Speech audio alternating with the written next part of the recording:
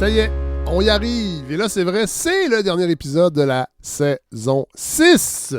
Je vous le promets, il n'y en aura pas d'autres qui vont s'ajouter. Aujourd'hui, je vous propose deux choses, deux blocs en fait. Le premier bloc, c'est Melika Abdelmoumen, qu'on a déjà entendu à plusieurs reprises ici, essayiste, chroniqueuse, rédactrice en chef de Lettres québécoises, qui est en France. En fait, il est parti en France juste avant les élections législatives, donc après les européennes.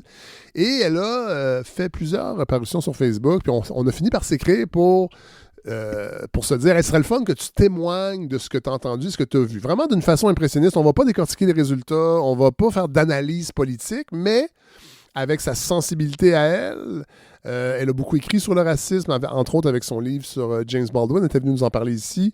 Je trouvais ça intéressant d'avoir ce point de vue-là. Elle était à Lyon, entre autres. Je crois qu'elle va nous parler de Saint-Étienne. On verra tantôt.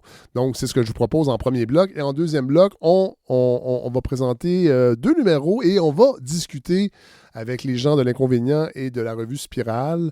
On va parler de sport, en fait, de l'esprit sportif. Pas l'esprit sportif dans le sens de « tu as perdu, je te serre la main », mais l'impératif sportif, en fait, pour être plus précis, avec Mathieu Bellil et Sarah-Louise Pelletier-Morin. Et avec Catherine Chagnon, on va également parler du nouveau numéro de Spirale et de l'artiste d'Éric Jarman. Donc, voilà, un bon épisode tout le monde.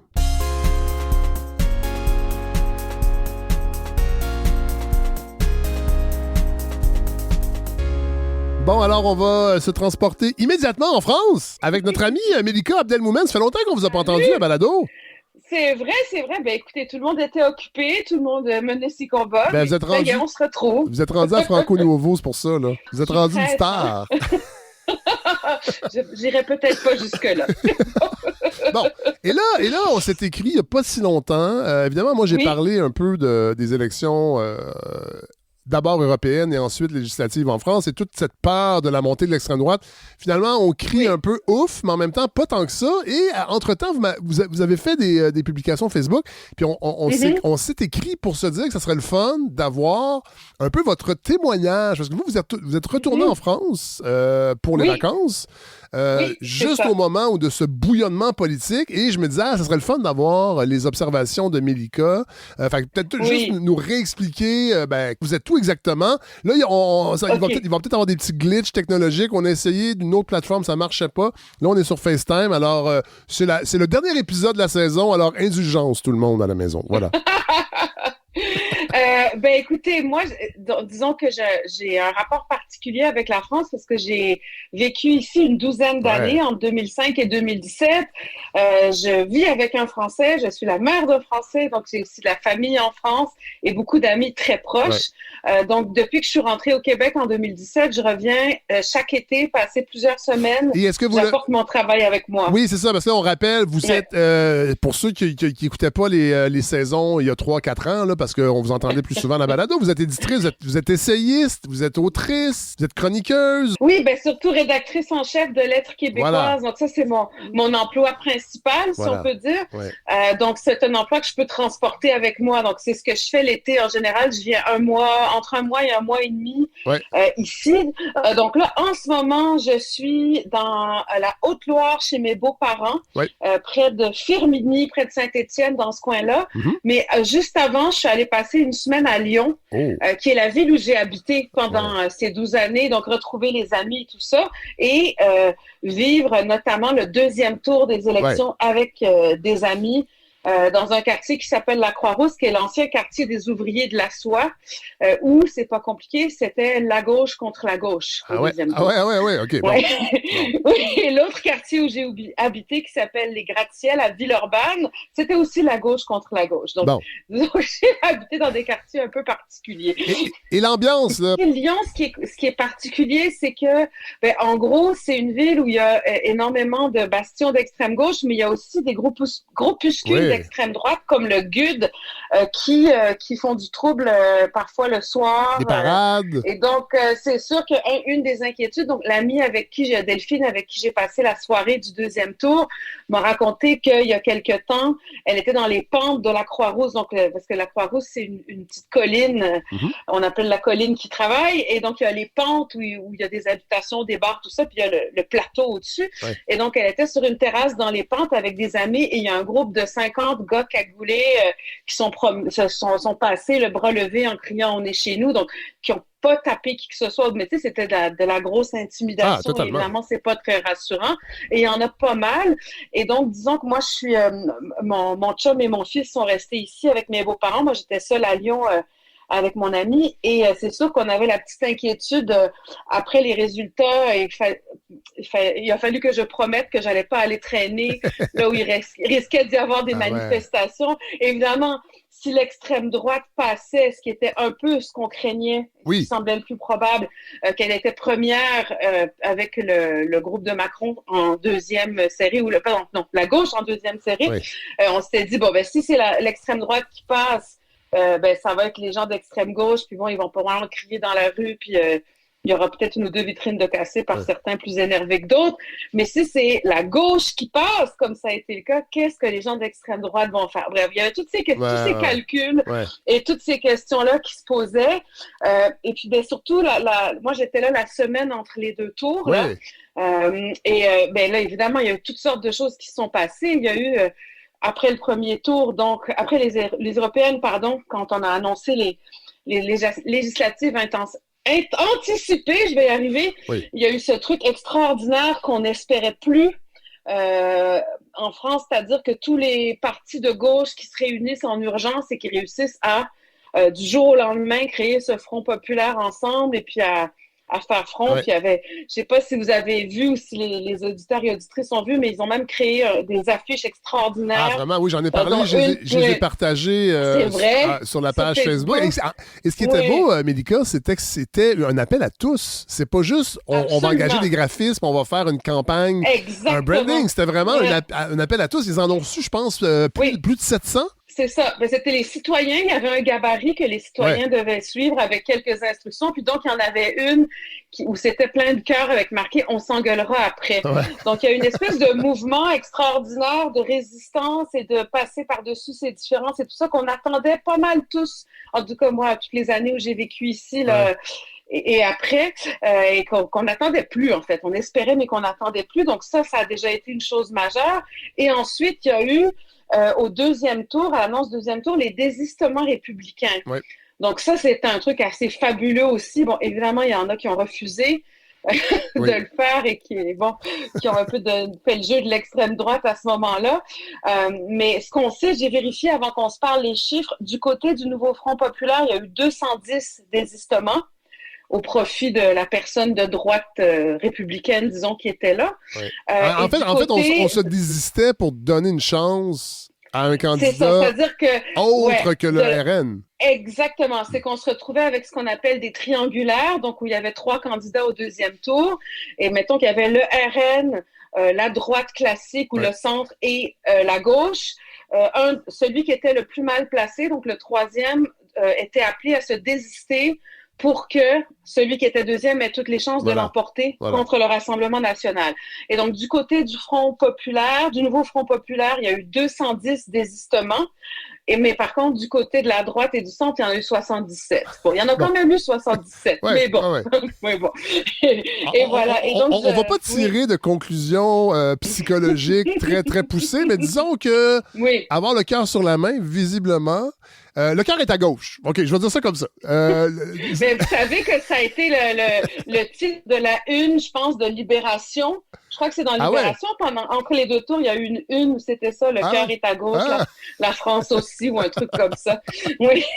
Je suis pas sûre que la France soit totalement à gauche, mais bon, c'est... Mais non, parce que bon, là, si on compte en vote absolu, c'est pas le cas. Oui. Cela dit, quand Macron est rentré la première fois, c'était la même chose. On n'a pas remis en doute. Oui. Là, on va pas décortiquer le résultat des élections. On le dit tout de suite aux gens. Là, c'est pas ça l'idée. Ça a été fait par tout le monde. On fera pas mieux. Vous êtes arrivé juste après les élections européennes, donc juste avant le premier tour? Juste avant, je suis arrivée le 28 juin. Donc, la première semaine, j'étais chez mes beaux-parents. Donc, on a vécu le premier tour en famille, où là, il y a des allégeances très différentes. Mon mari est plus centre-gauche. Moi, je suis très, très, très, très à gauche. Même certains pourraient dire extrême-gauche. Et mes beaux-parents sont plutôt de droite républicaine. Donc, on a des bons débats à table, ce qui est une chose qui n'est pas un problème du tout ici. Et donc, la deuxième semaine, là, j'étais à Lyon avec les amis qui, pour le coup, sont pas mal tous à gauche. Et donc, ce qui était vraiment spécial, mais j'en ai parlé dans un article dans Le Devoir, qui est paru, je pense, mardi, je sais plus, mardi, le 2 jours après les résultats. Et ce que je racontais, c'est que l'ambiance dont on n'a pas beaucoup parlé, je trouve, et c'est pour ça que je l'ai écrit, parce que j'avais le goût qu'il y a une voix québécoise différente des habituelles. Ce que j'ai constaté, moi, vraiment, c'était ce que j'avais constaté quand je vivais ici pendant les périodes très difficiles comme les attentats. C'était une espèce de résistance, une espèce d'attitude, déjà une espèce de solidarité dans les rapports de tous les jours, dans les commerces, dans la rue, une espèce de bienveillance mutuelle, de toutes sortes d'échanges qui vont se nouer avec le boulanger, avec le caviste, avec la caissière du Monoprix, avec le gars qui distribue des tracts dans la rue. Et puis, un côté, refuser de se laisser paralyser par la peur. Parce qu'on avait peur, on avait quand même peur. Hein. Je veux dire, quand on a appris que le Rassemblement national, non seulement n'était pas premier, mais qu'il était troisième, il y a eu des cris sur la terrasse où j'étais. Les gens se sont mis à chanter « La jeunesse emmerde le Front national ». C'était des chin-chin à 100 personnes qui se connaissaient pas. C'était extraordinaire. On s'y attendait pas du tout. Mais toute la semaine qui a précédé, il y a quelque chose qui a fait que j'ai commencé à espérer que le Front national, le Rassemblement national, ne rentre pas, parce que je voyais un truc que je retrouvais ce qui fait que j'aime beaucoup la France, c'est cette espèce de côté républicain, parce que c'est pas seulement chez les gens de gauche, hein, c'est aussi chez les gens de droite républicaine, ce côté, on se met ensemble, on se bouge, on se soutient et on se laisse pas intimider. Ça veut dire quoi, le côté républicain? Disons que pour moi, ce que ça veut dire, après, c'est ça, il faudrait demander à des politologues de manière plus exacte, évidemment. Mais pour moi, être républicain en France, ça veut dire que c'est lié à ce que je vous disais tout à l'heure sur cette espèce de capacité à débattre quand on n'est pas du même bord politique. C'est cette capacité à faire passer l'intérêt de la République, donc du pays, avant la partisanerie ou avant les convictions personnelles. Je vais vous donner un exemple très précis parce que, là, il y a eu les résultats que vous savez et Emmanuel Macron et son équipe ont un peu de difficulté à concéder au Front populaire, au nouveau Front populaire, la victoire. Parce que c'est une victoire très serrée. Ils disent que personne n'a gagné. C'est ça, ce qui n'est pas vrai. Mais non. Parce que quand c'est arrivé que c'était eux qui étaient en avant, mais pas en majorité absolue, c'était une victoire. Tout à fait. Et donc là, il y a une colère, juste pour faire une parenthèse, il y a une grande colère chez les gens de gauche qui ont voté 2 fois Macron et qui, là, se sont désistés et ont voté pour quelqu'un de droite pour faire le barrage républicain. Et là, comme ils disent ici, les castors sont fatigués.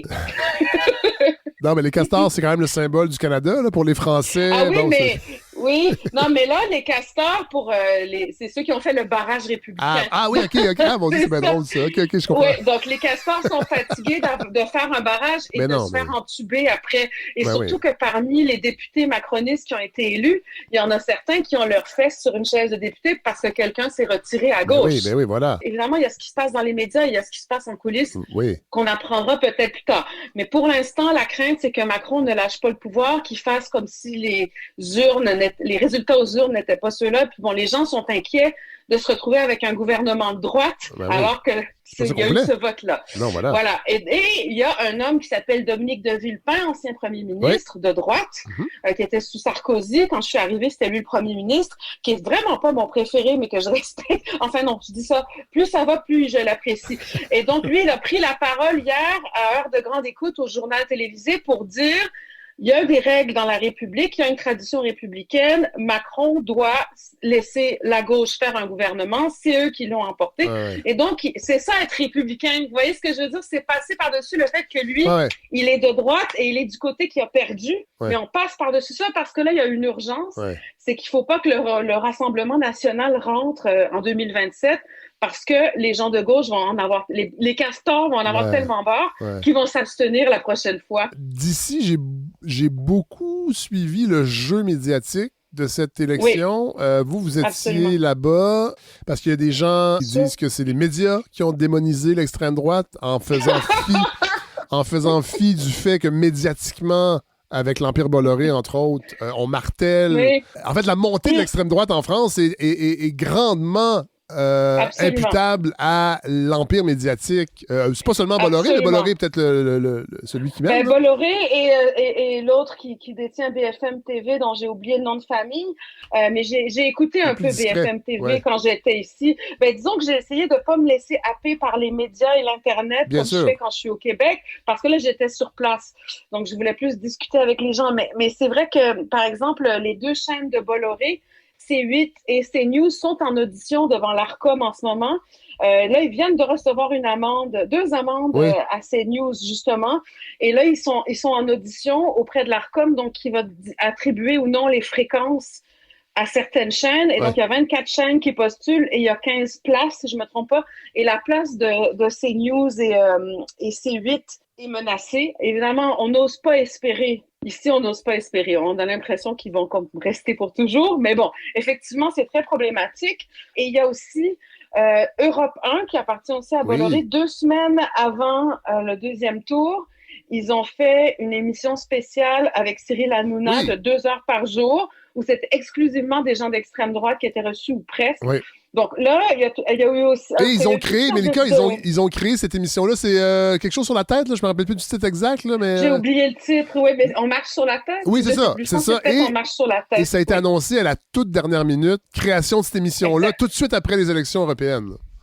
Exactement. Et donc, il y a tous ces problèmes-là qui vont être étudiés, sur lesquels l'ARCOM va se pencher parce qu'il y a eu toutes sortes de plaintes. Puis là, il y a ces auditions. C8, c'est la semaine dernière et CNews, c'est lundi. Et donc, le problème, c'est que, d'une certaine manière, le mal est fait. Vous voyez ce que je veux dire? Donc, c'est ça qui est terrible. Et ça fait longtemps que le mal se fait. Donc, je sais pas où ça va aller. C'est sûr que c'est une grande inquiétude pour beaucoup de gens, puis pas seulement des gens de gauche, là. Parce que c'est vraiment devenu...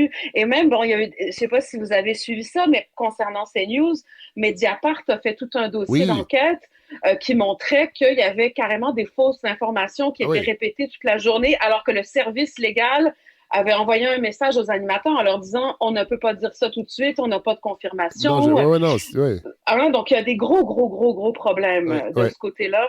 Et c'est sûr que c'est enrageant. Moi, ce qui m'a fait du bien, en fait, d'être sur place, c'est que j'arrêtais d'être enragée et indignée en voyant ça, puis que là, j'étais avec des gens, des gens que je connais qui sont à gauche comme moi, des gens que je connais qui sont à droite, et puis des gens que je connais pas, que je croisais dans la rue. Et je me souviens, j'ai quelques amis qui s'inquiétaient pour moi, qui disaient « Est-ce que t'es correct? Comment sont les gens? Est-ce que tout le monde est en larmes? Est-ce que c'est l'apocalypse? Est-ce qu'on entend les bottes? » Tout ça. Mais en fait, tout le monde, en guillemets, allait bien. Moi, les gens que je croisais, la vie continuait, d'une part. Et puis, il y a cette espèce de combativité que moi, j'avais vue au moment des attentats que j'ai en 2015. C'est ça, une espèce de combativité, puis on se laisse pas abattre, et puis une manière d'avoir des liens les uns avec les autres, même les inconnus, dans les moments graves, les moments où on a peur, que j'aime particulièrement. Et puis, c'est pour ça que j'ai eu envie d'écrire là-dessus dans Le Devoir, parce que je me disais, déjà, il faudrait comme une voix qui soit pas une voix de droite ultime, extrême, mais une voix, je sais pas, l'extrême droite n'existe pas, selon les personnes concernées, mais bon, vous voyez ce que je veux dire? Oui, tout à fait. On les nommera pas, là, mais... Je me disais, il faudrait une autre voix il faudrait une autre voix qui vient d'une autre opinion, en tout cas d'un autre camp politique. Déjà, ça serait bien qu'il y ait une diversité, mais aussi une voix comme pour un peu pour dire aux gens, mais on se calme, la télé et l'Internet, ça peut nous apprendre toutes sortes de choses, ça peut nous mener à découvrir des articles super intéressants dans des médias qu'on n'aurait pas lus autrement, mais c'est pas un reflet fidèle de ce qui se passe. C'est quand même intéressant parce que dans le fond, ça prouve, là, je veux pas non plus qu'on soit naïf, parce que oui, c'est une victoire de la gauche, mais ça reste une courte victoire.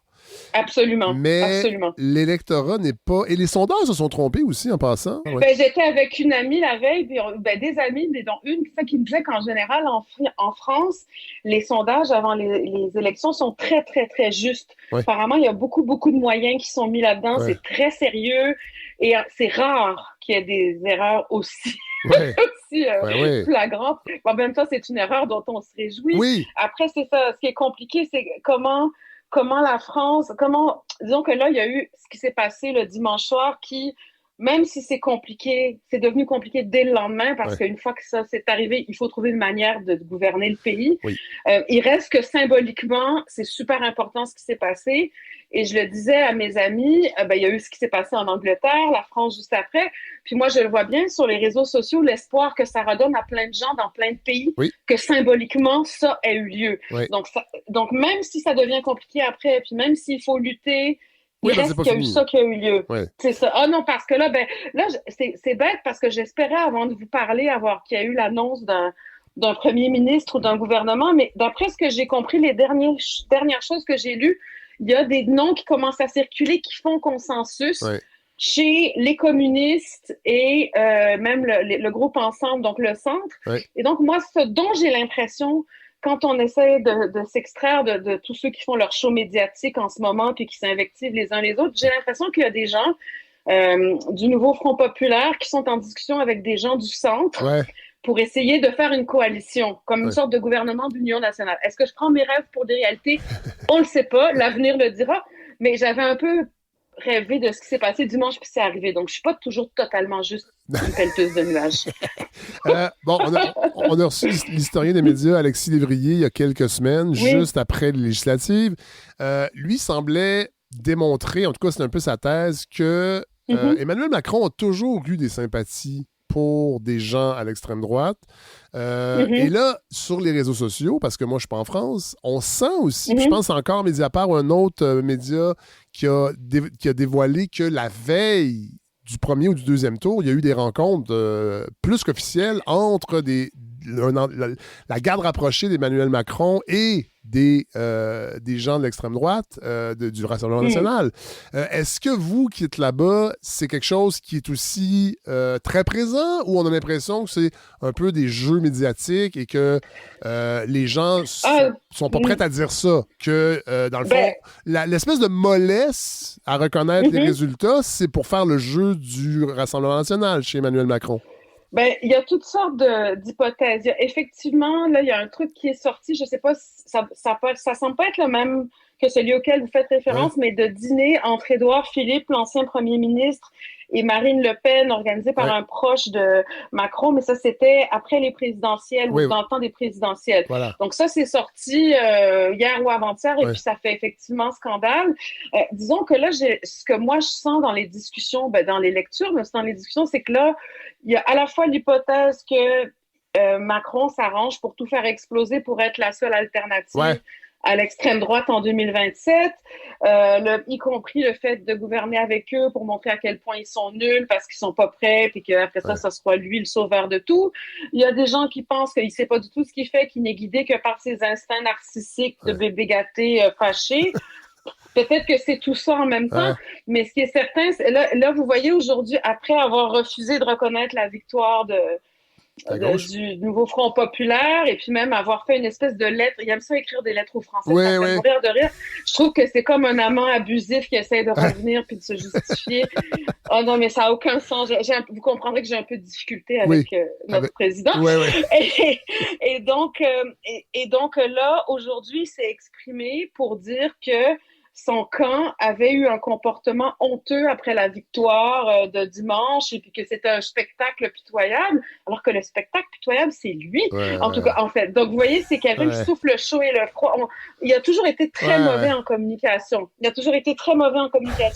J'ai souvenir de quand il venait d'être nommé ministre de l'Économie, il est allé visiter une usine, le Jabi, et il avait parlé aux ouvrières en leur disant « Moi, je suis pour votre émancipation, je vais vous payer des cours de français et des cours de conduite. » Et puis là, il y avait une ouvrière qui lui avait répondu un truc comme « Écoute, Coco, ma voiture est dans le parking et je sais très bien parler français, merci. » En fait, c'était un peu fait Mais vous voyez, c'est toujours un peu des trucs de déconnectés à la Marie-Antoinette, un peu. Donc, je sais pas dans quelle mesure ça reste de la maladresse ou c'est de la folie. Mais en tout cas, ce qui est certain, c'est que moi, dans ma tête, hier soir, il y a quelque chose qui s'est passé quand Dominique de Villepin, qui est un ancien premier ministre et qui est très respecté même par les gens de gauche, a pris la parole pour dire, là, ça suffit. Je sais pas si Macron va l'écouter, j'ai aucune idée, mais je me suis dit, OK, là, on n'est pas...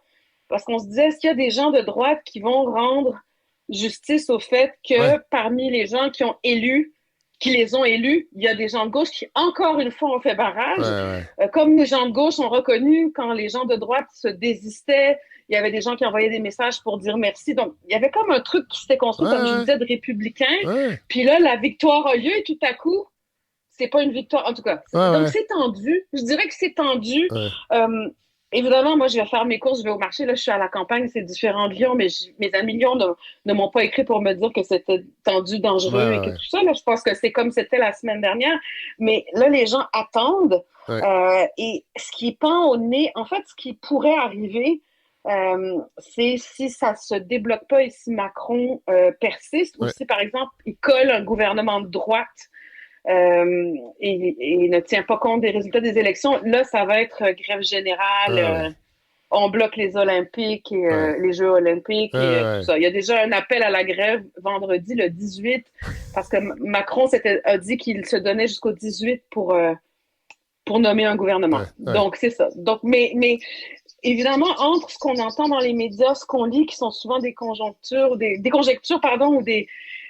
Là, ce que moi j'observe, parce que je suis un peu les comptes, les réseaux sociaux de certains, de François Ruffin, Marine Tondelier, tout ça. Et moi, ce dont j'ai l'impression, c'est qu'il y a des gens qui sont en train de discuter pour créer une sorte de front républicain, un gouvernement d'union, si on veut. Mais on croise les doigts. Ça serait vraiment bien. Mais ce qui est compliqué, on en parlait avec mon chum hier, c'est que tous les gens du nouveau Front populaire, il faut qu'ils trouvent un équilibre entre ne pas trahir leurs électeurs et réussir à se faire une place au gouvernement en n'ayant pas la majorité. Alors, c'est ça, là. Donc, comment ils vont faire pour trouver l'équilibre entre le compromis républicain et le respect de leurs électeurs. Ça, c'est pas simple. Mais quand je termine avec ça, parce que vous allez revenir un jour au Québec. Je reviens au mois d'août. Je suis juste ici pour l'été. Voilà. Quelle leçon Québec solidaire pourrait tirer de ce qui s'est passé avec la gauche en France? Parce qu'ici, on a Québec solidaire qui a décidé de jouer le jeu de nous, on va être élus, alors on va mettre de côté. Il y a quand même, j'imagine, il y a des notes à prendre pour Québec solidaire par rapport à ce qui s'est passé en France. Ben, c'est difficile à dire. J'essaie de trouver les bons mots. Moi, c'est sûr que ce que j'observe ici, c'est que ce qui a marché, donc, c'était l'union de toutes les gauches et de ne pas faire semblant de ne pas être de gauche. D'assumer qu'on était de gauche. Bon, déjà. Donc, ça. Déjà, c'est un vent de fraîcheur, ça. C'est ça, mais ça peut marcher. Vous voyez ce que je veux dire? De ne pas faire la danse du ventre pour les soi-disant électeurs de droite, puis d'être de gauche, et que par exemple, dans une situation comme celle-ci, il y en a des gens de droite qui ont voté pour la gauche parce qu'il y avait un truc à construire, puis à affronter, et un truc surtout à affronter. Donc, moi, ça fait longtemps que je le pense. Ça, c'est encore mon côté qu'on pourrait dire pelleteuse de nuages, selon certains. Mais si tu veux une gauche forte, arrête de faire semblant d'être de droite. Mais je dis pas que c'est ce que Québec solidaire fait, hein. Mais c'est donc s'il fallait et surtout ce côté donc vraiment assumer et affirmer ses convictions. Puis ce côté, je sais pas, est-ce qu'on pourrait créer quelque chose de républicain au Québec où les personnes qui ont des désaccords sur l'angle politique ou la manière d'apporter les solutions sont un peu d'accord sur les principes et sur les dangers. Si on pouvait s'unir pour aller contre cette espèce de montée identitaire nauséabonde qui en plus dit qu'elle va s'inspirer de la France. Si on veut s'inspirer de la France, qu'on s'inspire de tout ce qui est magnifique et puissant ici au lieu de s'inspirer du pire. Quand je dis à mes amis français que le Québec dit ça en ce moment en parlant du côté identitaire fermé et de la laïcité fermée, comme on l'appelle. Ils sont désespérés. Mais c'est vrai que c'est pas d'amis d'extrême droite, donc peut-être qu'ils seraient contents, mais j'en ai pas d'amis d'extrême droite. Je suis désolée. Non, moi non plus, je pense pas en avoir. Mon ouverture ne va pas jusque-là. Bon, merci, Médica, Abdel Laboumen. Ça me fait tellement plaisir. Ça fait longtemps qu'on vous avait pas entendu. Là, malheureusement, c'est la dernière de la saison. Il va falloir se reprendre à la saison 7. Quand vous voulez. Parfait. Quand vous voulez. Je serai à Montréal, donc ça va être plus facile. Ça va être moins compliqué au niveau technique. Voilà. Merci vraiment pour ces impressions. Merci, Fred. Au revoir. Merci à vous.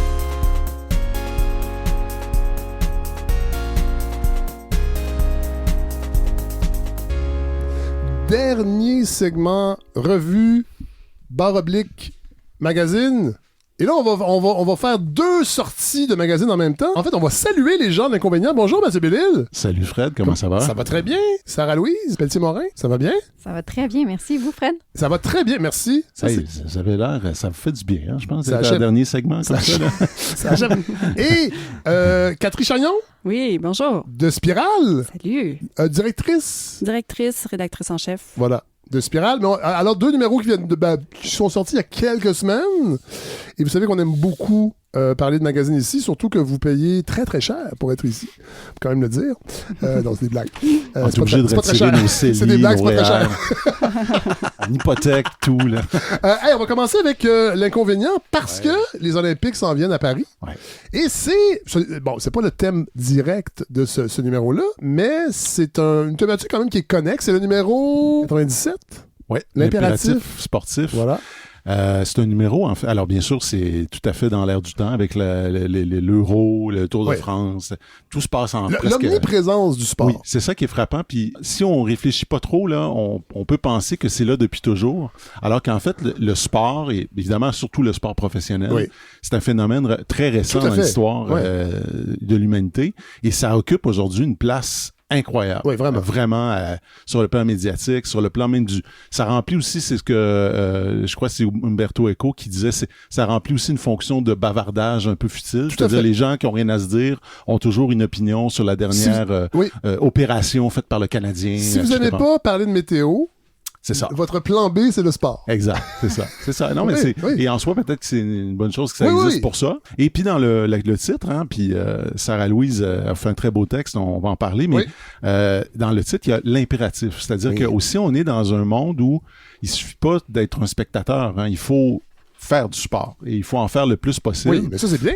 Oui, c'est bien, mais en même temps, si je reprends une idée de Gunther Anders, qui était, je trouve, très intéressante, il dit au fond, le sport, on s'est mis à faire du sport le jour où le travail a cessé de nous épuiser physiquement. Il y a pas si longtemps, nos ancêtres qui étaient cultivateurs ou bûcherons, ils ne leur seraient jamais venu à l'esprit d'aller jogger le soir ou d'aller faire des pompes ou des redressements assis à côté de la grange. C'est vrai. Ils auraient dit, voyons, vous êtes malades, vous. Ouais. Et d'ailleurs, même aujourd'hui encore, dans les campagnes, souvent, les fins de semaine, c'est pas pour aller faire du sport tel que nous, on le pense à la ville. Ouais. C'était pour aller faire du skidoo, du 4 roues, c'est-à-dire, parce que physiquement, ils sont fatigués. Ouais. Ils sont fatigués. Nous, on n'est pas fatigués. Donc, faut courir. Faut courir, tourner en rond. Ouais.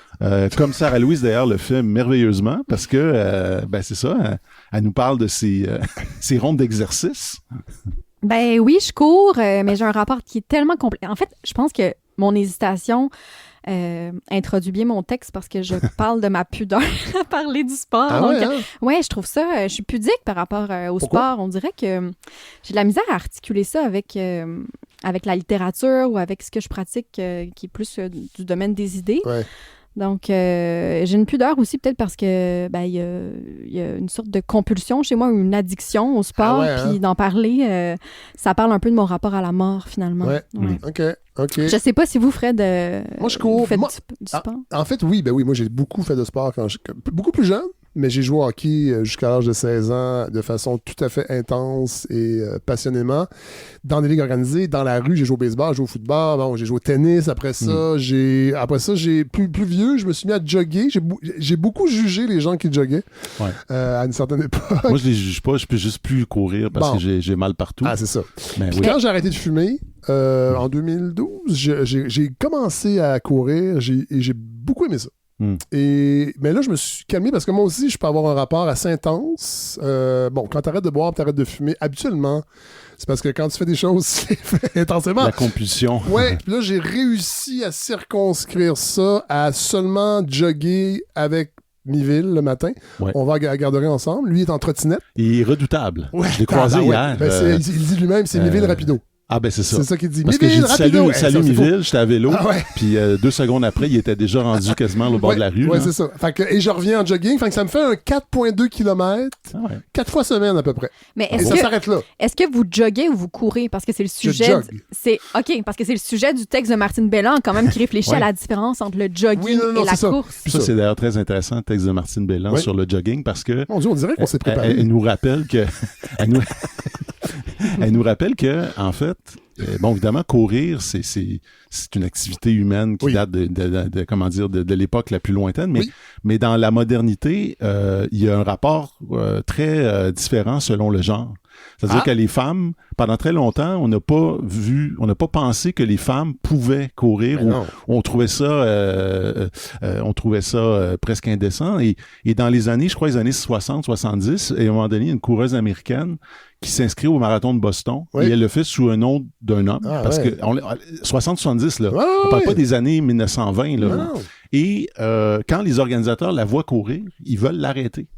Et puis même, elle parle de l'écrivain japonais Murakami qui a beaucoup écrit là-dessus sur le jogging, puis qui lui-même a de la misère avec l'idée d'une jeune femme à la queue de cheval sur un campus d'université américaine en train de courir. Il y avait de la misère avec ça. Et Martine, c'est comme si elle écrit son texte un peu pour répondre à ça. Mais est-ce que c'est pas un peu, parce que on parle de course, c'est intéressant parce que métaphoriquement ou figurativement, on court déjà tout le temps. Tout le temps. Oui. La vie est une course. Oui. Et peut-être que ne pas courir est une manière de résister à cette idée d'accélération, de vitesse qui nous est imposée partout. Peut-être. Peut-être aussi que quand je souhaite me faire du bien en faisant de l'exercice, je choisis de le faire autrement et ailleurs. Oui, il y a plein d'autres. Donc voilà. Okay. Mais d'accord. Dans ce dossier-là, l'impératif sportif, il y a un texte de Benoît Melançon? Oui. Ben oui, Confession d'un fan. Oui. C'est intéressant, c'est le texte qui ouvre le dossier parce que Benoît, en fait, il est un peu comme bien des gens, c'est-à-dire à la fois il est fasciné. On sait que Mélenchon a écrit des livres sur Maurice Richard, sur le hockey, sur même langue de puck, hein, c'est-à-dire tout le vocabulaire autour du sport. Puis en même temps, il peut pas faire autrement que se rendre compte que le sport est toxique à plein de niveaux. Tout à fait. C'est un peu la transposition à l'échelle. C'est un peu une transposition du capitalisme, c'est-à-dire les meilleurs gagnent, les plus évidemment, et plus on est bon, plus on s'enrichit, tout ça. Puis bon, évidemment... Mais en même temps, il y a un partage des revenus. Oui. Très communiste. Bravo, oui, c'est vrai. Entre autres, dans la NFL, c'est juste difficile de rentrer dans le Cénacle. Oui. Mais quand vous y êtes... Là, vous parlez des propriétaires, là. Oui. Oui, parce que les joueurs, eux autres, ils n'ont pas de contrat garanti. On peut les jeter comme des vieilles chaussettes. Quand même.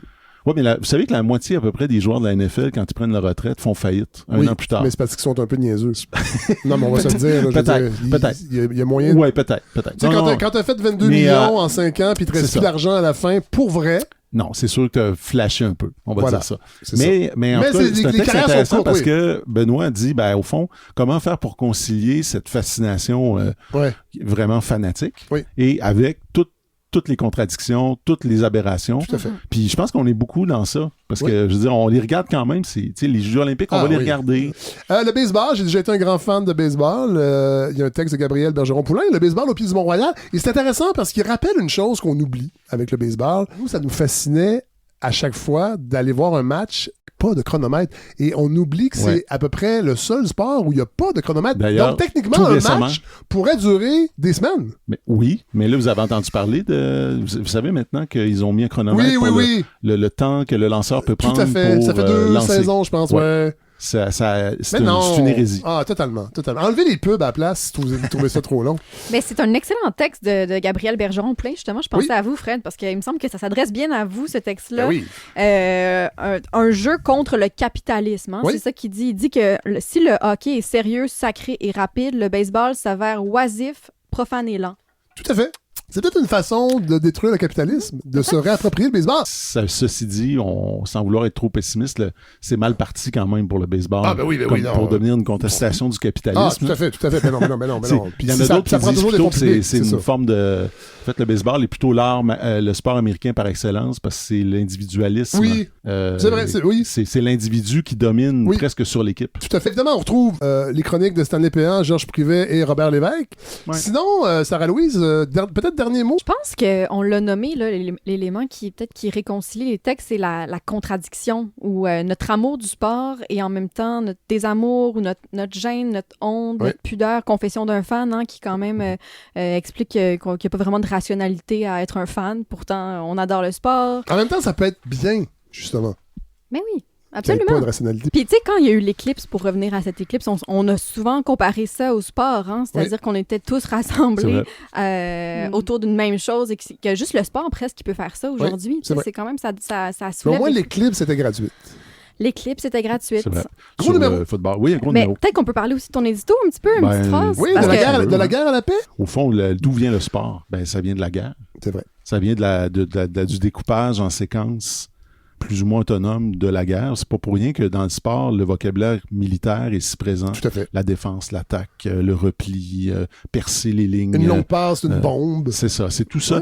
Et en fait, la question que je me pose, c'est est-ce qu'au fond, l'essor dans nos sociétés du sport, et notamment du sport professionnel, c'est pas le passage d'une forme de guerre à une autre, ou d'une forme de guerre à une forme de paix qui est au fond une guerre un peu larvée. Oui. C'est-à-dire pourquoi on fait autant de sport? Pourquoi on court autant? Parce qu'au fond, on est quand même dans une logique où il faut tous se maintenir à jour sur le plan physique, littéralement. C'est-à-dire, tu sais, il y a une guerre. Oui, en même temps, oui. En même temps, transmettre nos gènes. Oui, puis c'est aussi agréable d'être en santé. Non, pas du tout. Plus que pas être en santé. C'est mieux de boire, de fumer. C'est ça. Oui. Avoir su, j'aurais continué tout ça. C'est ça. Mais on serait peut-être pas ici pour en parler. Merci, les amis. Le numéro 97 est disponible, bien sûr, dans toutes les librairies indépendantes. Et il faut s'abonner. On le répète toujours, c'est un enjeu important. Oui, c'est sûr, surtout dans un contexte, et Catherine va sûrement nous le confirmer, où les divers conseils qui subventionnent sont aux prises avec des coupures, avec des restrictions. Oui. C'est pas une période facile pour les artisans, puis je pense qu'on pourrait parler du théâtre et puis de plein d'autres arts, la danse et tout. Alors, merci Fred. Vous allez sur le site de l'Inconvénient et vous pouvez vous abonner et acheter sinon les copies papier dans les librairies indépendantes. Merci.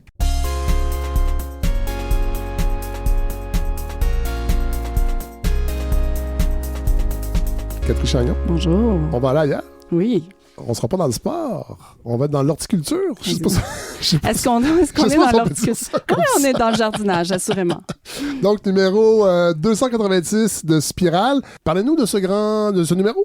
Jardin Germane, le titre de ce numéro dirigé par Colin Zouvi. C'est un numéro, en fait, qui s'inscrit dans une série qu'on fait à Spirale sur des figures intellectuelles, artistiques ou littéraires chaque année, de façon un peu systématique depuis 2021. Nos numéros de printemps sont consacrés à des figures qu'on choisit pour toutes sortes de raisons et notamment en fonction d'un engagement de longue date que Spirale a vis-à-vis des artistes, des écrivains du sida. Oui, fauchés par le sida. Et comme vous le savez, les grandes années du sida sont datent les années 80-90 et depuis quelques années, on commémore les anniversaires de décès de plusieurs grandes figures. Oui. On a commémoré celle de le décès d'Hervé Guibert en 2021. On lui avait consacré un superbe dossier dirigé par Daoud Najm.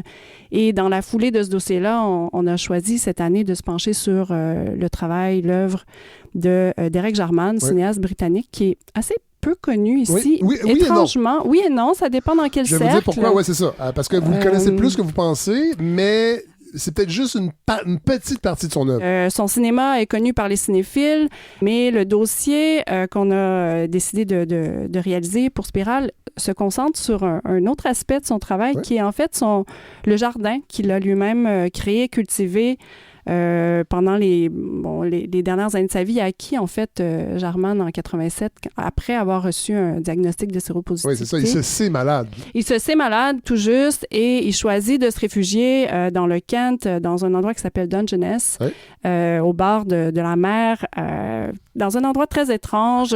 À l'horizon, il y a une vieille centrale nucléaire, et il choisit dans ce lieu qui s'appelle Prospect Cottage, qui est une petite maison de pêcheurs abandonnée un peu là sur la grève, de cultiver un jardin.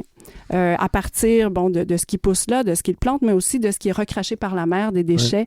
Donc, ça crée un jardin très, très étrange qu'on a décrit comme un jardin queer, un jardin punk, un jardin à la fois un refuge, un mémorial qui est devenu en fait l'emblème de la mémoire des communautés LGBTQ+. En Angleterre, lieu vraiment singulier qui est devenu aussi le décor de plusieurs de ses films vers la fin de sa vie, en particulier The Garden, tourné en 90, qui est considéré comme son film testament pour ses amis morts du sida, mais aussi de plusieurs de ses films Super 8, des productions plus expérimentales. Est-ce que le lieu existe encore? Tout à fait. Le lieu existe encore. Il est conservé, notamment grâce au compagnon de Derek Jarman qui est décédé il n'y a pas très longtemps, Collins, et aussi de ses amis, dont Tilda Swinton, qui était sa muse, en fait, puis qui a investi beaucoup pour que Prospect Cottage soit conservé. Et c'est un lieu qui sert maintenant même de résidence d'artistes, qui accueille des artistes pour des projets de création. On peut visiter pendant certaines saisons. Et c'est un lieu qui est cultivé encore par un jardinier qui s'appelle Johnny Bruce, qui a presque écrit un texte dans le dossier, mais qui nous a laissé tomber à un certain moment. Mais on était très contents de l'avoir attrapé et il nous a filé entre les mains. Voilà. Sinon, ce grand dossier, on retrouve votre éditorial, Ritournelle de la précarité. Oui. Et sinon, on retrouve des textes de Catherine Mavriakis. Oui. Mathieu Moire. Oui. Alex Noël. Les Sœurs de la Perpétuelle Indulgence, c'est qui ça? Ah, ça, c'est très intéressant. Alors, les Sœurs de la Perpétuelle Indulgence, c'est une congrégation de bonnes sœurs un peu iconoclastes. En fait, c'est un mouvement militant LGBTQ+, qui est né à San Francisco en 1979 et qui était un peu une réaction au conservatisme de l'époque et qui s'est donné pour mission de, en parodiant les rituels et l'organisation de l'Église catholique, qui s'est donné pour mission de lutter contre l'homophobie, aussi de poser des actions pour prévenir, pour la prévention contre le sida, et qui sont en fait des espèces de drag queens déguisées en religieuses. Elles sont extraordinaires. Et il y a des couvents à travers le monde. Il y en a plus d'une centaine maintenant. Et à Montréal, on a un couvent de Sœurs de la Perpétuelle Indulgence. Et ces personnes-là, elles se déguisent très joyeusement, en fait. Et elles participent à des événements. Cool. Elles militent dans les parcs, tout ça, pour aller auprès des gens. Et elles ont écrit un texte dans le dossier. Et elles ont aussi fait une conversation avec Catherine Mavriakis au moment du lancement du numéro à la Cinémathèque québécoise. C'était formidable. Elles étaient toutes déguisées, paillettées. Et elles ont écrit dans le dossier un texte sur la canonisation de Derek Jarman en 91 dans son jardin par les Sœurs de Londres. En fait, en réaction aux années du gouvernement Thatcher qui avait vraiment été très, très répressif vis-à-vis des personnes homosexuelles, elles ont voulu, si on veut, sortir de l'ombre, en fait, donner une grande visibilité aux communautés touchées, et elles ont choisi donc de canoniser par une sorte de cérémonie manifeste l'une des seules figures, ou l'une des rares figures ouvertement homosexuelle et séropositive en Angleterre à l'époque, qui était Derek Jarman, qui militait lui-même de façon très, très active pour les droits LGBT. Et donc, il y a toute une série de photographies dont on a reproduit certaines images dans le dossier qui a un peu immortalisé cette cérémonie pendant laquelle donc Derek Jarman a été canonisé par les Sœurs dans son jardin. C'est fantastique. Je suis en train de montrer, c'est très punk, en fait. Vraiment. Puis cette image-là de sœur en Doc Martin qui court dans le jardin, on l'a presque utilisé en couverture du numéro d'ailleurs pour être bien honnête. Le numéro est vraiment magnifique. Hein? C'est qui a fait la couverture? La couverture, en fait, c'est une image tirée d'un film qui s'appelle The Angelic Conversation, qui est un film Super 8 de Jarman qui date, je crois, de 76 ou de 78. et dont le producteur nous a fourni l'image. Wow. C'est assez magnifique. On a travaillé très fort avec la designer graphique de Spiral pour trouver cet équilibre-là dans le dossier entre des images très qui témoignent de l'espace jardin de Germane, de toute sa nature assez... et quelque chose d'un peu plus... en fait, des images de film, aussi trouver le bon équilibre pour traduire l'esprit de ce jardin-là, qui est à la fois... sans tomber dans le romantisme, ni tomber dans le militantisme trop affirmé. Pas l'oublier que les revues, puis on aurait pu dire la même chose, un inconvénient, ce sont de beaux objets à tenir entre les mains. C'est quand même important. Puis Catherine, la dernière fois que vous étiez venue, vous en avez parlé de ça, ce souci-là, qui a animé la refonte. Catherine, moi je vois le nom de Nicole Brossard, là, je suis curieuse. Nicole Brossard signe... Un texte poétique, absolument magnifique, qui n'est pas un texte sur l'œuvre de Derek Jarman, ni sur... mais qui s'inspire en fait de l'idée du jardin comme... en fait, qui cultive son propre jardin d'écriture. Et c'est magnifique, Nicole Brossard, donc, qui nous permet aussi, dans ce dossier-là, de s'ouvrir. Hein. Spiral, on n'est pas connu pour publier de la poésie tant que ça, mais ce texte-là vient vraiment enrichir le dossier, lui donne une extension, lui donne une actualité. Nicole Brossard... tellement magnifique. C'est dur de réagir à ce texte-là. Il est tellement beau, c'est un objet en soi. Puis on a eu la chance de l'entendre aussi à voix haute, réciter au moment du lancement. Donc, c'est un beau cadeau qu'elle nous a fait en nous permettant de réfléchir justement la figurabilité du jardin comme espace de pensée, comme espace d'écriture, comme espace de réflexion pour une poète telle que cette grande écrivaine. Ouais. Voilà. Sinon, il y a la section hors dossier. Toujours. Bien garnie. Toujours bien garnie. Oui, tout à fait. C'est toujours à peu près la moitié. Oui. Donc, recension et critique d'œuvres d'Hervé Bouchard, Sophie Calle. Sophie Calle, artiste française. Oui, voilà. Francis Budéry. Entre autres, son essai sur Althusser, ce tueur de femmes. Ce tueur de femmes. Oui, littéralement. Et il réfléchit, en fait, c'est une recension de l'essai de Francis Budéry sur pourquoi on cite encore, là je résume vulgairement, pourquoi on cite encore Althusser qui a tué sa conjointe. Exactement, mais aussi pourquoi ce réflexe de psychopathologisation des féminicides et l'auteur de la recension réfléchit à la manière dont Francis Dupuy-Derry essaie de sortir de cette logique-là, mais comment, en fait, en inscrivant le féminicide d'Althusser dans des enjeux plus sociétaux, sociaux, mais il le coupe d'une compréhension aussi par la psychologie, la psychanalyse. Sinon, il y a des recensions de Pierre Popovic. Oui, Mathieu? Non, c'est juste que j'essaie de penser, est-ce qu'il y a une façon même dont peut-être l'œuvre d'Althusser contiendrait quelque chose qui pourrait nous expliquer. Parce que la question de la séparation de l'auteur et de son œuvre, c'est une question très compliquée et difficile. Tout à fait. Il y a mais des fois, c'est que il y a une cohérence qu'on qu'on découvre quand on se met à y repenser.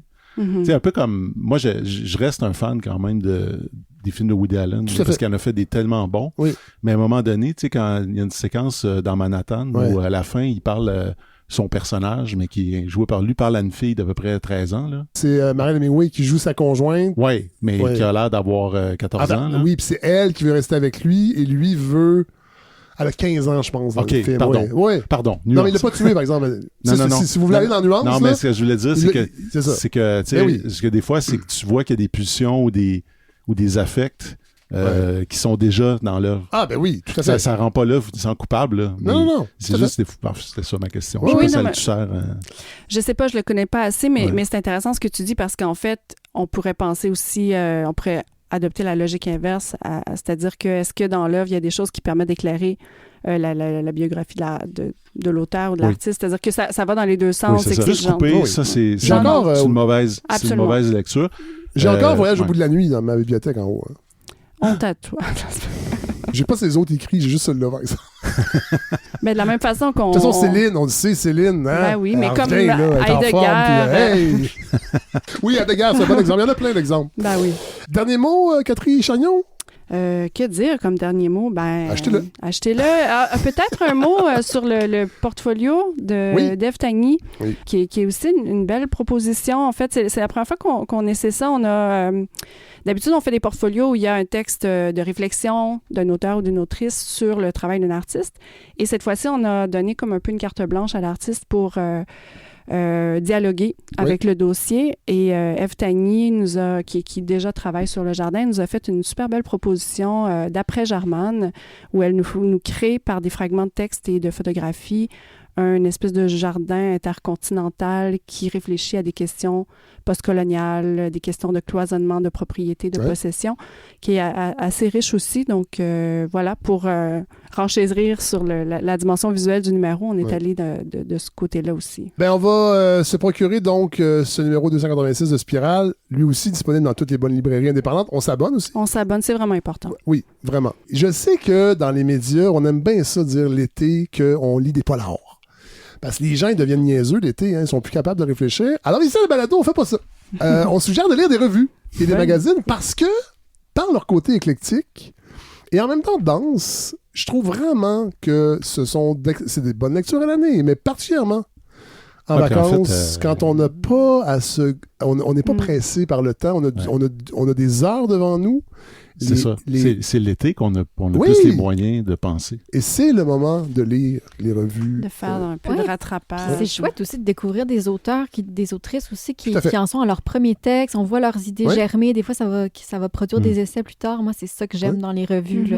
Oui, c'est des laboratoires. Des laboratoires, oui. Hey, bon été, les amis. Merci d'être venus toute cette saison. J'espère qu'on va se retrouver à l'automne. Ça va être votre décision plus que la mienne.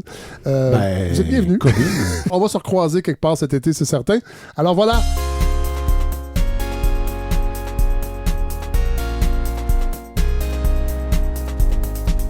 Alors voilà ce qui conclut, ce 41e épisode et la saison 6 de la balado. Là, c'est vraiment la dernière de la saison. J'en ferai pas d'autres. Je vous le promets, je m'en vais en vacances. Merci à tous ceux qui ont participé à la saison 6, qui sont venus au micro, que ce soit des invités ponctuels, les chroniqueurs, les chroniqueuses, Hélène, Mathieu, Maxime, Godefroy, Coralie, Philippe. J'en oublie certainement. Merci d'être là. Il y en a qui sont là depuis le début, il y en a qui se sont ajoutés en chemin. Il y en a d'autres qui vont s'ajouter l'année prochaine. Je vous le dis tout de suite. J'ai des pourparlers.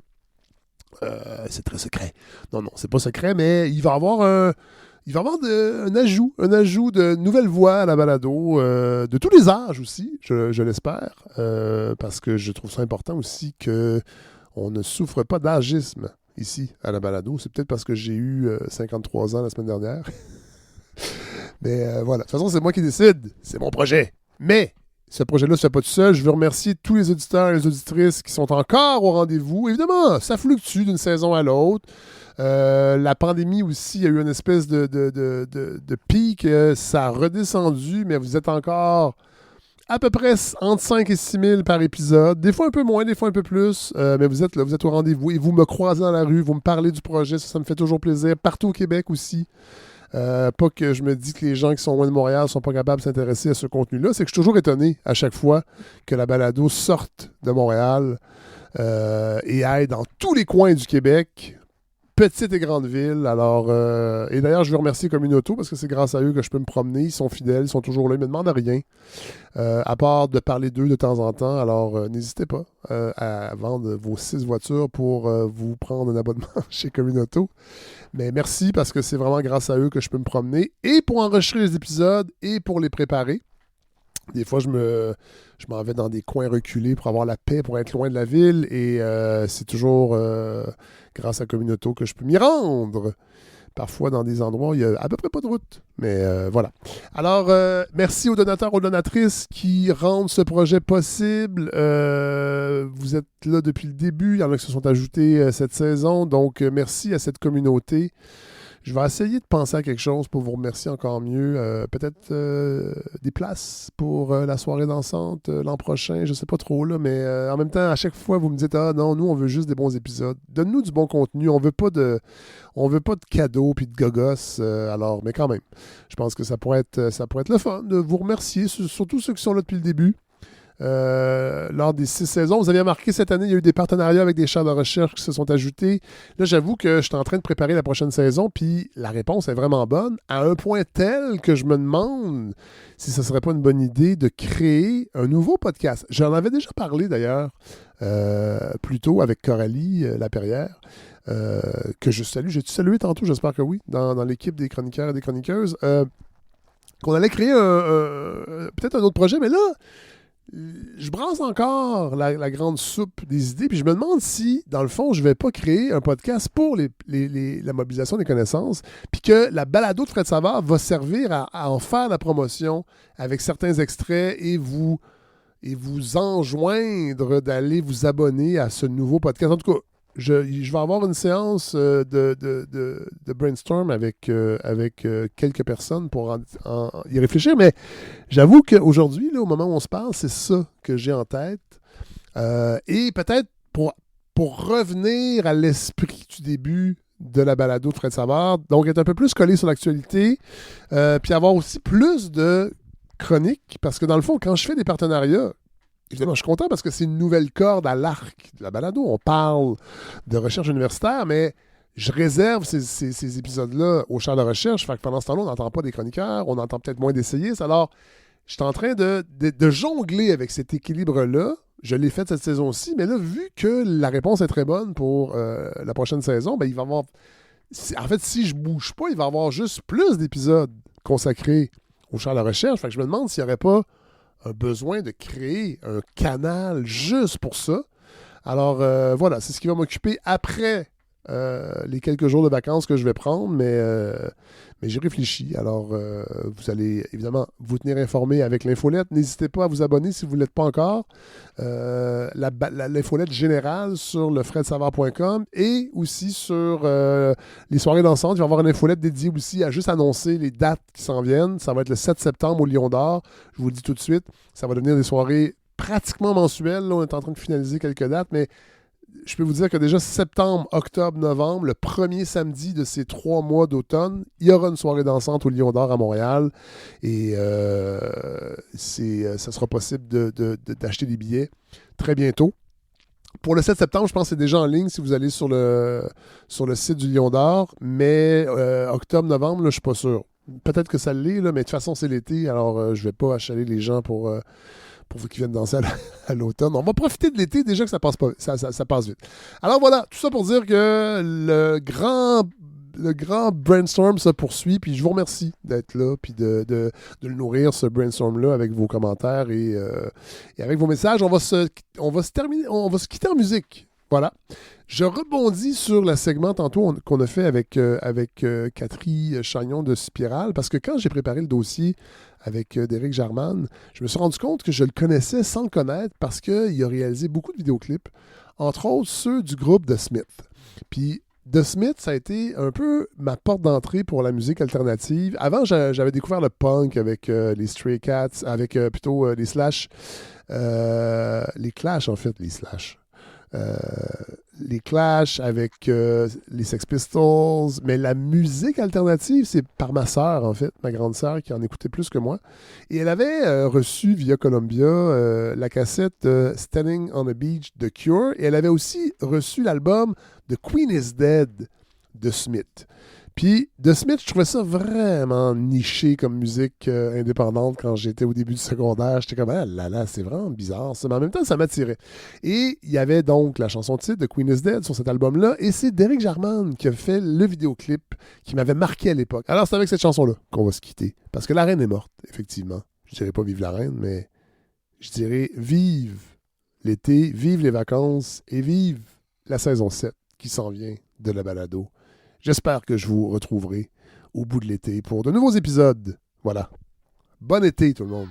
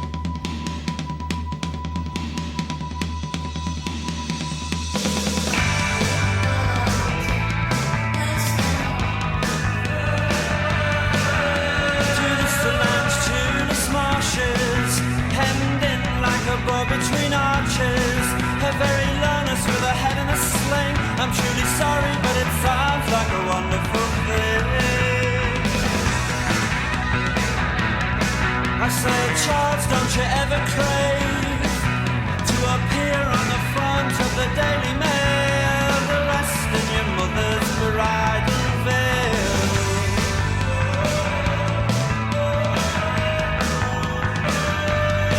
And so I checked all the registered historical facts, and I was shocked into shame to discover how I'm the 18th pale descendant of some old queen or other.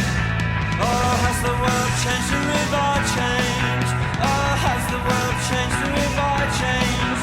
Some 9-year-old tough who peddled drugs, I swear to God, I swear, I never even knew what drugs were.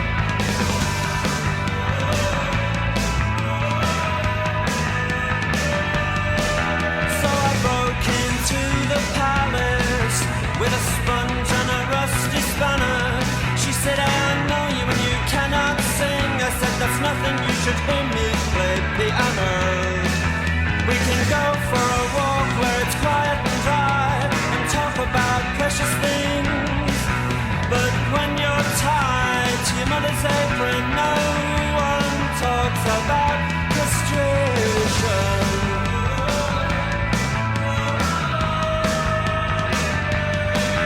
We can go for a walk where it's quiet and dry and talk about precious things like love and law and poverty.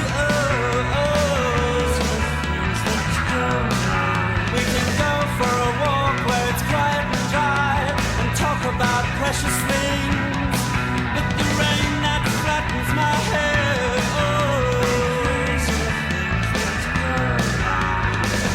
all the lies about makeup and darkness.